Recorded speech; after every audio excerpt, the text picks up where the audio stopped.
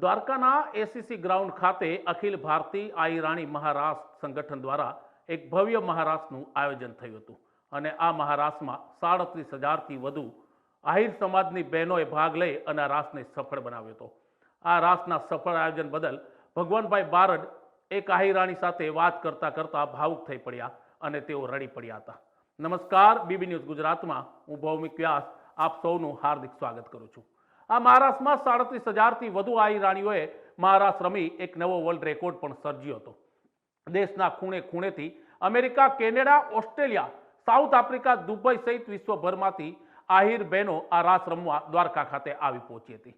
દ્વારકામાં ભગવાન શ્રી કૃષ્ણના પુત્રવધુ અને બાણાસુરની પુત્રી ઉષા રાસ રમ્યા હતા અને ગુજરાતમાં ત્યારથી આ ગરબાની શરૂઆત થઈ હતી।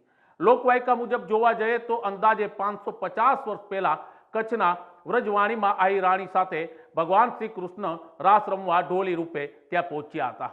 આ તકે છેલ્લા 2 મહિનાથી સતત આ કાર્યક્રમ મોનિટરિંગ કરતા તાલાડાના ધારાસભ્ય ભગવાનભાઈ બારડ કાર્યક્રમ બાદ ભાવુક થઈ પડ્યા હતા।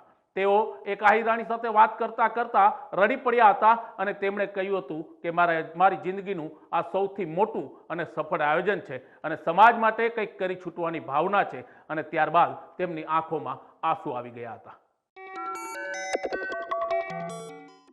પછી એક પણ વ્યક્તિને કાંઈ કહેવું નથી પડ્યું ને આ સંદેશો વિશ્વને દેવા માટે આપણે મળ્યા હતા।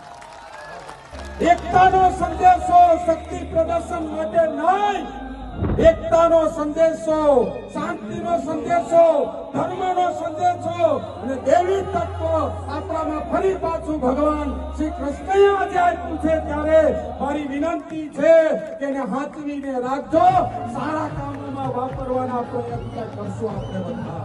એટલે તમારી પાસે વિનંતી રાખીને બધાની ફરી પાછો હું દિલ વીગળી વાત કરું છું, માફી માંગુ છું, તમારા ચરણોમાં વંદન કરું છું। દ્વારકાધીશના રૂક્ષ્મણી માતાના મંદિરના હિમાચરણોમાં હું વંદન કરીને કોઈનાથી પણ અમારી બહેનો કામ કરતી હતી એમનાથી, આગેવાનોથી, વડીલોથી, યુવાન મિત્રો, સ્વયંસેવકો કોઈનાથી પણ કાંઈ કહેવાય ગયું હોય તો તમે એને તમારો નાનો ભાઈ ગણીને, મને તમારો નાનો ભાઈ ગણીને, અહીંયા આગેવાનોને તમારા વડીલ ગણીને બધાને તમે ક્ષમા કરજો એવી વિનંતી સાથે તમારો બધાનો આભાર।